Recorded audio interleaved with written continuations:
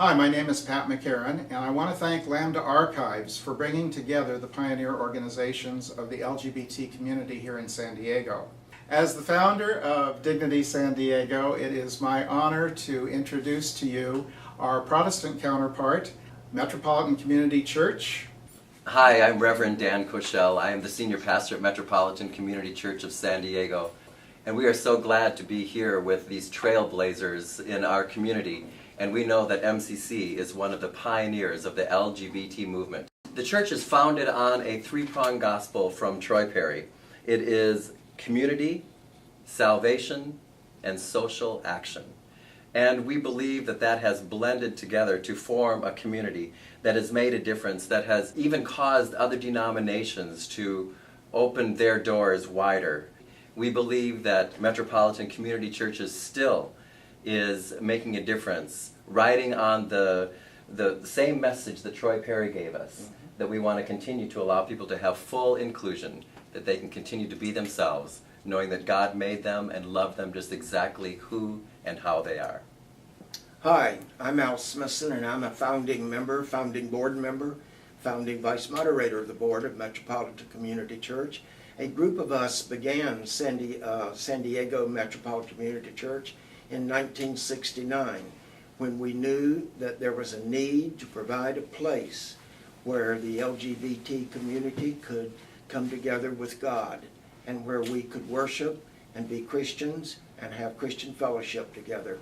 We had heard about Troy Perry, who had started a denomination in 1968 in Los Angeles, and so a group of us encouraged Troy to come to San Diego and preach for us. As Metropolitan Community Church of San Diego, we are the only church that has been in every gay pride parade. And I'm pleased and honored to introduce one of my earliest colleagues in the San Diego LGBT movement, a person who was there in the beginning, and we've been in the struggle, as Jess Jessup would say, in the struggle for the past 40 years together. Thanks, Al, from MCC. I'm Gerry, and I've been with San Diego Lesbian, Gay, Bisexual, Transgender Pride since 1975.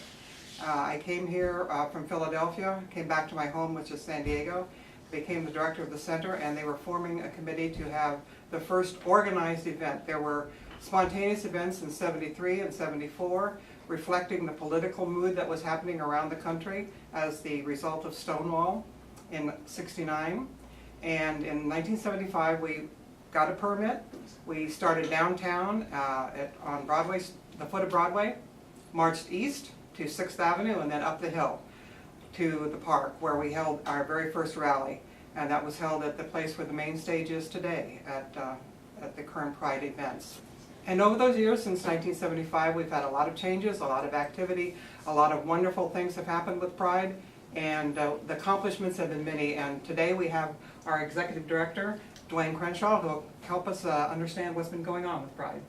43 years ago, the Stonewall riots really kicked this movement off, as Gerry mentioned. And today, San Diego Pride is really a great community celebration of our diversity, of our accomplishments on LGBT equality issues such as marriage equality, the military, and the repeal of Don't Ask, Don't Tell. And we have a great festival in Balboa Park for 2 days with great headliners, fun food, fun rides. But as we move forward in the movement, we want to remember that this is about equality and the Stonewall riots 43 years ago in 1969. But the other thing that's exciting about San Diego Pride today, and you heard it earlier mentioned San Diego Gay Pride, but it's lesbian, it's gay, it's bisexual, it's transgender, it's young, from the children's garden that's 20 years old. So it's families, it's adults, it's black, it's white, it's brown, it's the full diversity of our community. And the LGBT community has the full diversity. Every religion, every culture, every background is in our community. And we celebrate that, and we move forward with the issues of equality today. San Diego LGBT Pride is truly a community event, and we have our birthplace from one of our largest and oldest community organizations, the San Diego LGBT Center. Thanks, Dwayne. Hi, I'm Dr. Dolores Jacobs. I'm the Chief Executive Officer for the San Diego LGBT Community Center. It's a privilege and a lot of fun to be here tonight and listen to some of these leaders. One of the things that the center is about, as is all of the other organizations, is the incredible energy and vision of the people who began all 5 organizations. From Gerry, who is the oldest and longest serving first female executive director of the center, to Al, who signed some of the center's initial paperwork, to all the others here. They all had a hand in the founding of the center, as well as all those other organizations. 1971 was the year. It was the year, 2 years after Stonewall, when a group of incredible trailblazers got together and had a vision about the center. And here's the vision. It was the vision then, it's the vision today. We're going to care for our youth, for our seniors, for our families, for the entire diversity of the community, and we're going to care for and ensure everybody's included. And we're going to move the ball forward with regard to equality. Those two things intertwined like DNA. Those are the 2 strands of the center. We're going to take care of people, and we're going to move the equality ball forward. That was visionary then. It's as relevant today as it was then. Part of what's been great about this conversation is the inclusion of all of the people who made such a difference early on, 1971, 2, 3 in San Diego. It's my privilege to introduce the Emperor and Empress this year from the San Diego Imperial Court. They have made a difference in every organization, raising the funds that kept these organizations going and lifting up the leadership to move us all forward.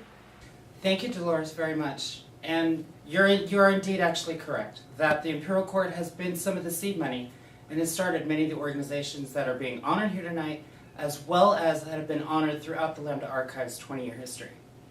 This is my current reigning Emperor, Emperor Tom. Good evening, everyone. And I'm Empress Ajax. We are elected to represent the membership of our organization, which has thrived in San Diego for 40 years. Founded originally off the idea of Jose Julio Soria, a drag queen, one of the first individuals to run for political office in North America as an openly LGBT person, back in 1961 in the county of San Francisco. She didn't win that office, but that didn't stop her from deciding to grab for power, because that's what monarchs do. And she named herself the Empress of the Americas after the Emperor Norton, a legend in San Francisco, when she was crowned Queen of the Beaux Arts Ball in 1965, which then started Imperial Court. And people in Portland and Seattle, down here in San Diego and throughout California, started founding Imperial Courts in order to serve their communities. The Imperial Court also stretches into many other communities, some of which are the leather community, of which my Emperor is a very proud member of. Thank you, madam. You're welcome. My name is Tom Dickerson, and I am the 40th elected Emperor of San Diego, and I do come from the leather community. I'm very proud of that. And it turns out that the leather community raises funds just like the court does, so this was an easy step for me to make. What makes the court relevant today is the ongoing need for fundraising. In addition to our 10 standing charities, including the Easter Egg Hunt or the Ben Dillingham Fund or lesbian breast cancer, we also participate in a number of nationwide initiatives like the Trevor Project and the Harvey Milk Stamp Project. As well as the Matthew Shepard Foundation, and currently this year we are raising money for LGBT service veterans. So the Imperial Court, in our milestones and achievement, we're at our 40 years. Every organization loves to hit those decades, but we also love to celebrate the fact that we're still out here giving money to our community, helping out everyone in there, and standing on the shoulders and arms in arms with other organizations, such as the one that my good friend Pat McCarran represents, Dignity of San Diego. My name is Pat McCarran, founder of Dignity San Diego, the LGBT Catholic organization, which has been here in San Diego since 1972. We are one of the founding organizations of the LGBT community. Dignity is here today because of the people who have made it possible for LGBT Catholics to get the services and the support they deserve. Back in the 1970s, when Dignity was started and all of these other pioneer organizations here in San Diego, the LGBT community was very much in the closet back then. And since then, these organizations have done a great deal to bring these people out of the closet, and we're doing it yet today. And I would like to introduce to you one of our newer members of the Dignity organization who is carrying on the work of this organization. My name is Brian Kelly. I'm the current president of Dignity San Diego, and Pat is quite right. I am pretty representative of the people who've come to Dignity over the years.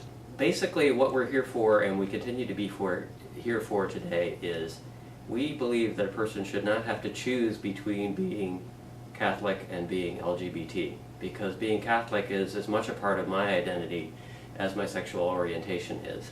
At Dignity, we give people the opportunity to come to church, to worship, to participate in the traditions of their faith, and not have to hide. And the relief that you can see on people's faces when they first walk through the door and realize that that's possible is really a gratifying thing, and it's one thing that keeps me personally going.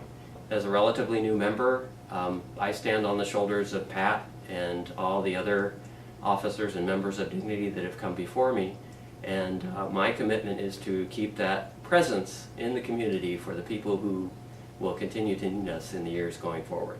So on behalf of everybody here that has participated in this roundtable discussion today, I'd like to thank the Lambda Archives for bringing us together, and I'd like to encourage everybody to visit the Lambda Archives, support the Lambda Archives, because they are the keepers of our history, and we have a lot of really, really inspiring stories to tell as the LGBT community in San Diego. And if you would like to learn more about the Lambda Archives, you can find them on the web at lambdaarchives.org. Hi, good evening, everyone. I'm so sorry that I can't be with you in person this evening because it's going to be such a fabulous evening. Tonight is such a historic moment. I'm celebrating the 25th anniversary of Lambda Archives with a gala here at MCRD. I mean, who would have thought that was possible? I know I'm often fond of saying the inconceivable becomes inevitable, and this is that moment. Congratulations on this milestone. You know, documenting history is critical because we gain knowledge from it, and knowledge we know affects change. And that's why it's so essential that LGBT history be taught and included in our school curriculum. Through its work, Lambda Archives is making that possible. And in doing so, you're advancing the fight for LGBT equality. And that's where I want to thank the wonderful organizations that are all part of that. And I know you're being awarded this evening. Congratulations to all of you, because you are part of that fight. There are many fights you have undertaken. But the big fight that we all had together was repealing Don't Ask, Don't Tell. With the end of the discriminatory policy of Don't Ask, Don't Tell came an end to a fundamental inequality towards gays and lesbians. And the end of this policy closes a chapter of discrimination against gays and lesbians, but it doesn't end. It doesn't end the work of engendering equality, because we need to continue the fight to ensure fairness for all families in the armed services, in public benefits, and in marriage.